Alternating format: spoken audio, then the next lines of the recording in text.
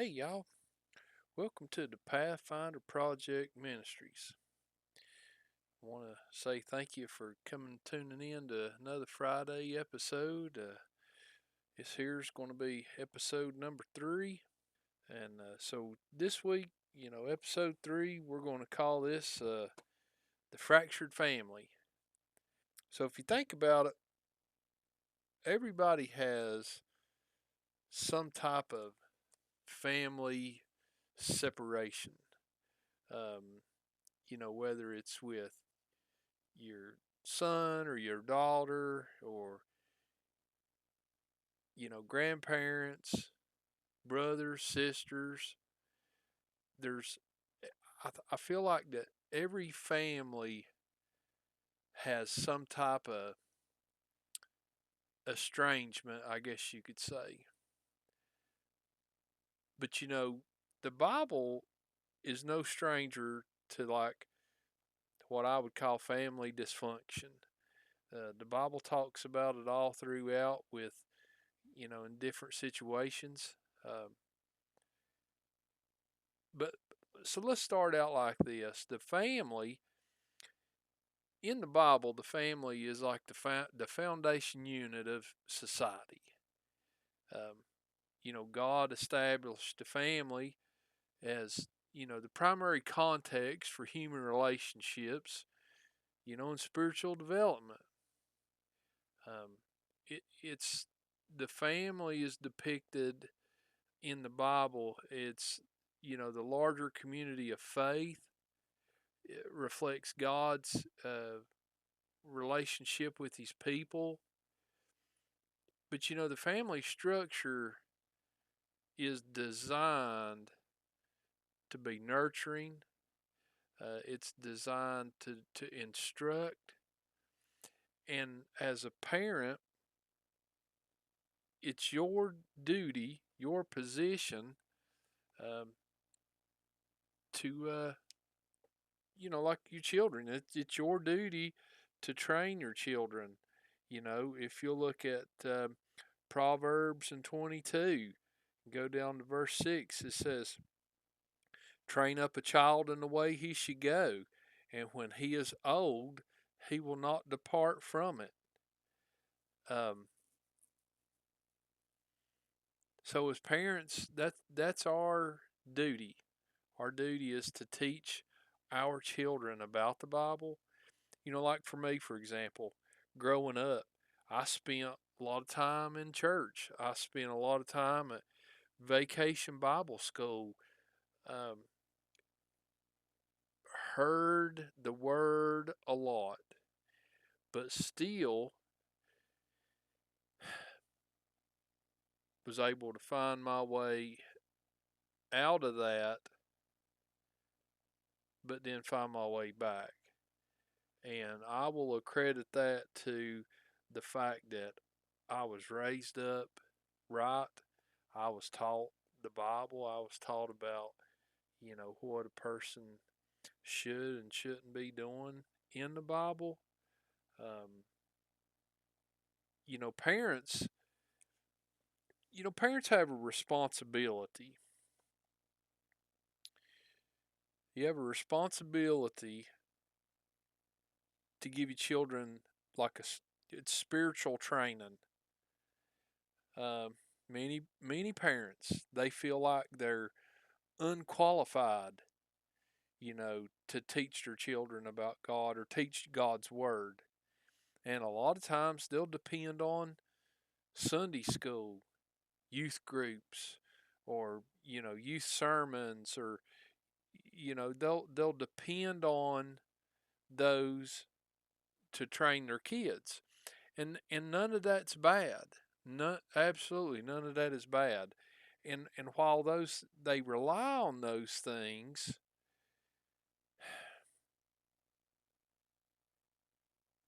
it's the communities.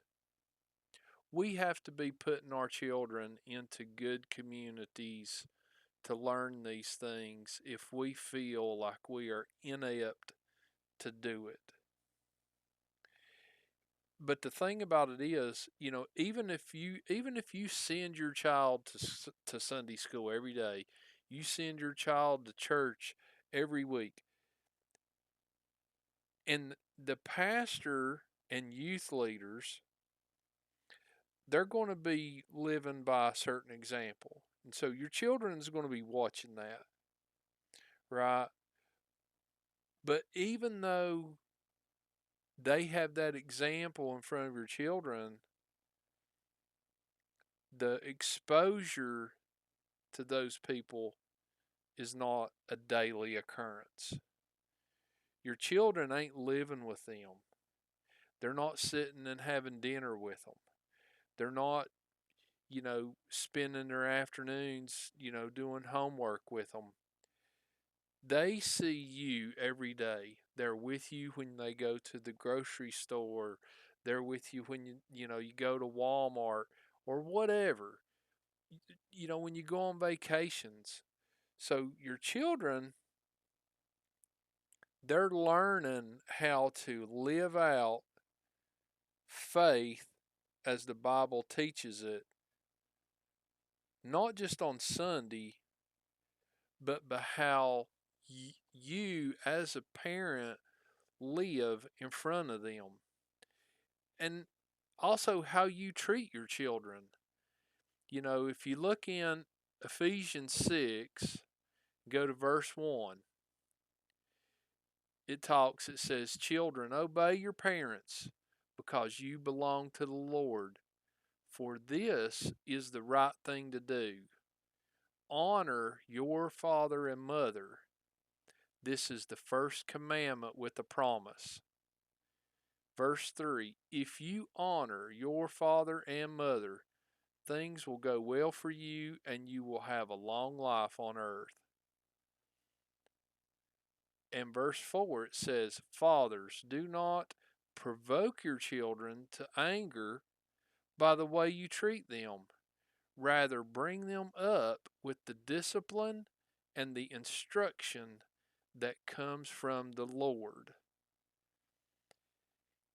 You see, right here in the Bible, it's telling us, it's giving us instructions that children should be obeying their parents, honor their parents, and fathers, you should be treating your children well. You should be, you know,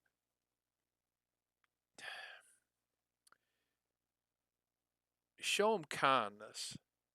I know that the father, that the head of the household is supposed to be the strong rock that, the family depends on. But you also have to show your children how to be humble, kind, generous, display charity, how you treat your wife. You know, uh, Ephesians 5 and 25 tells us, husbands, we're supposed to be loving our wives and treating our wives well. Um, so, how we treat our wives as husbands, as men, how we treat them is an example of how we treat people. And then we're living that out in front of our children. And so, if you want to look at another Bible verse, I'll show it here to you. So, if you go to Proverbs 31 and verse 10. And so this is very important Bible verse to me, and I'll tell you why. So in let's see here. So in 31:10, Proverbs 31 verse 10, it's talking about um, a virtuous wife, okay? And it says, "Who can find a virtuous woman? For her price is far above rubies. Now, and then in the New Living Translation, it'll say, "Who can find a virtuous and capable wife? She is more precious than rubies." Now, for those of you that know me personally and close, you'll know that Amanda, my wife, I always tell her that she's the jewel of my life. That's kind of one of the things I usually tell her, because to me, she is more precious to me than rubies or jewels or money or anything. So I'm living that out um, every day. And but the Bible, it goes in and it tells us about broken families. So, I mean, if you think about it, you look back in Genesis, the very first broken family was Adam and Eve. That happened with uh, Cain's murder of Abel. You know, very first, the very first dysfunctional episode of the family happened in Genesis. And you can even read on in the Bible farther, Abraham, Sarah, and Hagar, the family of Abraham, faced division when Sarah, unable to bear children, gave her maidservant to Hagar to Abraham to produce an heir. Um, and this decision, it caused jealousy, strife. It just caused a lot of problems in that family. Even look at Jacob and Esau, brothers. The deceit and the rivalry between the two. You know, Jacob's deception to receive Isaac's blessing. His inheritance that was intended for Esau.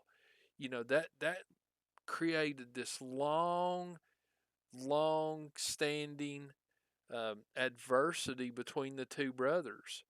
But the good story about that is that in the end, they even came to reconciliation at the end. And so the Bible shows us, even in that right there example, that even with brokenness in families, with you have these problems of dysfunction, there is hope. There's hope that, if we live the way the Bible asks us to do and teaches us, we can heal our homes, heal our families. Um, we look at the causes of, a fractured family. What are some of the causes? You have sin, disobedience, jealousy, rivalry, but the big one, lack of forgiveness. Unforgiveness can perpetuate brokenness, preventing reconciliation and healing. The Bible encourages forgiveness in everything we do, as a means to restore us, restore relationships, restore our family, to heal your heart. If you can't have forgiveness in your heart, then you're going to be carrying around a lot of things that other people can't fix. The Bible wants us to have a restoration in our family. Wants us to have love and unity. The Bible emphasizes, all the time, it talks about the importance of love and unity within the family. How it instructs us as men, as husbands. The Bible teaches us how to love our wives, and love our wives as Christ loved the church. Um, and it also tells our wives, encourages them to, you know, love their husbands, and it's just everything that the Bible teaches us, even though it was written, whatever thousands of years ago, is still so relevant for today. It's our roadmap. It's our guidebook to get through life. We have to use prayer. We have to use a dependence. We have to be dependent on God. Prayer is a very powerful tool to seek out God's guidance. It is something powerful in, healing a broken home, a broken family. It encourages us to pray for each other. You know, Pray for restoration, pray for one another and our families. And, the biggest thing, I guess, that as a Christian family that we need to focus on really is our humility. You know, we should be humble to one another. It's not, every family's not perfect. I don't know that there is a such thing as a perfect family. And I think that sometimes we want to portray to the outside world that maybe our family is perfect, but it's really not. Um, Sometimes your family could just be falling apart, and you don't want people to see that for whatever reason, whether it's, pride or shame or, whatever the reason may be. You don't want people to see that. And but I really feel like that if you embraced the fact that, okay, my family, we need help. Um, I think that we would be so much farther ahead um, than where we're at right now.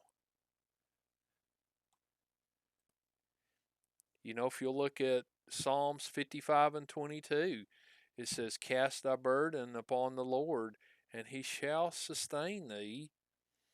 He shall never suffer the righteous to be moved." If you look over at the New Living Translation in 55 and 22, it says, give your burdens to the Lord. He will take care of you. He will not permit the godly to slip and fall. We got to do that. We got to cast everything that we have, we got to cast it off onto the Lord in prayer. And another thing that, families should be doing is, we should be worshiping together. And that's not a suggestion, but, I feel like the Bible tells us that that's a responsibility that, worshiping together as a family, that is a responsibility, and that aligns with biblical teachings. So, one thing I think that a lot of folks struggle with is the definition of a good Christian family. While, the Bible does give, very distinct outlines and descriptions of what, the role is of a husband and a wife and, the children. There are instructions in the Bible on how they should be, but I don't think there's really a specific good definition of Christian family other than just the moral guidelines that the Bible tells us that we need to live by. For example, the biblical idea of a family is one man and one woman united in marriage to become one flesh for a lifetime and to produce children that they will raise into adulthood. And as you raise those children, you raise them in a Christian home with Christian values and have the ideals instilled into them that the Bible teaches us. So that would be, I guess, as close to what I would describe as a biblical Christian family. But it's kind of like one of those, you've heard the saying that looks good on paper. you know, that's just it. It looks good on paper. The idea and what the Bible teaches us and what matches up with reality, sometimes is different. We live in a broken world. You know, ideals sometimes are not realized as the Bible, like, there's addictions in the home, there is strife in the home, there's financial adversities, there are, family squabbles between fathers and sons and mothers and daughters and, brothers and sisters. Those those disagreements, if you will, that's what causes or could be the root of, broken homes or fractured families. But having a fractured family or, having a family that has problems, that's not really an issue. The issue is, how do we do conflict resolution in those issues? How do we respond as a Christian to those moments, of anger or pride or jealousy or envy? It's the brokenness around a family and how that we respond to those situations and the dysfunction, how we respond to that, that's what defines us as Christians or, having a Christian family or Christian home. It's how we respond to all that. You can have a Christian family to where you may have, members of the family, they may battle with addiction, may battle with depression. You may have a son or a daughter that's rebellious, causes problems. It's our response as Christians. It's our response of how we respond to these crises that shows us to be. It reveals our character and it reveals who we are, because it's in those moments that, you know, when you're having a really crummy day and it's really bad, your attitude in a very crummy situation really reveals who you are. Because I've always said it's easy to be a good person when things are going great. It's easy to be the happy guy or the cheerful person or the humble person when things are going so smooth and there's nothing wrong. it's harder, so much harder to be that Christian family and be walking in that Christian way when things are really crummy, when the son or the daughter rebels and is just causing trouble amongst everybody in the family, or when the father decides he wants to yell and scream and be argumentative and just be a bully. Parents really are supposed to be the primary spiritual educators of the Bible. Proverbs 22:6, train up a child in the way he should go. Honestly, I really feel like that a lot of family problems could be lessened if we just simply followed some simple instructions that was given to us in the Bible.